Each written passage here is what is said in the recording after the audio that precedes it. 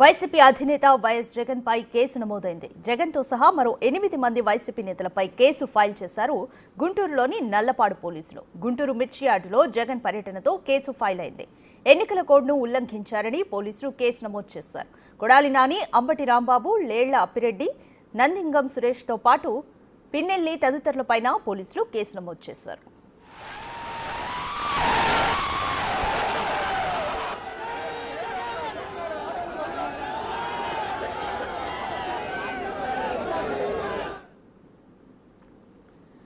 Operation success but patient dead అనే మాట ఇప్పుడు వైసీపీ నేతలకు బాగా అర్థమైందన్న చర్చ నడుస్తోంది. ఎందుకంటే ఆ పార్టీకి ఊహించని పరిణామం ఎదురైంది. వైసీపీ అధినేత జగన్ మిర్చియార్డ్ పర్యటనలో అనుకున్నదొకటి అయిందొకటి కాబట్టి మిర్చి ధరలపై ప్రభుత్వాన్ని తీవ్ర స్థాయిలో ఎండగట్టి ఇరుకున పెట్టాలని వైసీపీ వ్యూహం రచించింది. ఎమ్మెల్సీ ఎన్నికల కోడ్ అంటూ పోలీసులు అనుమతి ఇవ్వకుండా వెళ్తామని చెప్పారు వైసీపీ నేతలు. ఇక్కడే వైసీపీ నేతల అసలు వ్యూహం ఉంది.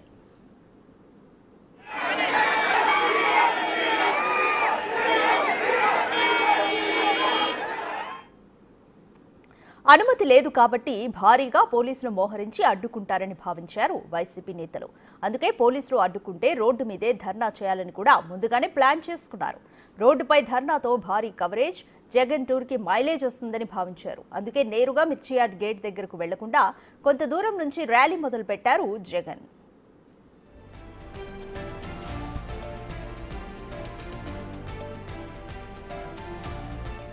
కానీ వాళ్లు ఊహించినట్టు జరగలేదు. వేలాదిగా జనం వచ్చినా, ర్యాలీ చేసినా పోలీసులు అటువైపు కన్నెత్తి కూడా చూడలేదు. అసలు మిర్చి యార్డ్ దగ్గరకు ఒక్క పోలీసు కూడా రాలేదు. దీంతో వైసీపీ నేతలు బిత్తరపోయారు. జగన్ వచ్చిన బందోబస్తుకు పోలీసులను ఎందుకు పంపలేదంటూ ఉన్నతాధికారులకు ఫోన్లు మొదలుపెట్టారు ఫ్యాన్ పార్టీ నేతలు. ఎన్నికల కోడ్ కారణంగా బందోబస్తు ఇవ్వలేమంటూ చెప్పేశారు పోలీసు ఉన్నతాధికారులు. కోడ్కు విరుద్ధంగా బందోబస్తుకు వస్తే ఈసీకి తాము సమాధానం చెప్పుకోవాల్సి వస్తుందన్నారు.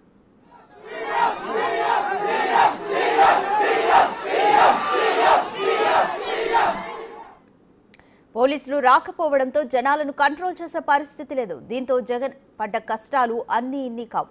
జగన్ వాహనంపైకి ఎగబడ్డారు వైసీపీ కార్యకర్తలు. ఓవైపు జనం తోపులాట, మరోవైపు మిర్చి ఘాటుతో ఉక్కిరిబిక్కిరయ్యారు జగన్. మిర్చి ఘాటు తట్టుకోలేక కర్చీఫ్ అడ్డు పెట్టుకున్నారు. జనం కంట్రోల్ కాకపోవడంతో రైతులతోనూ మాట్లాడలేకపోయారు.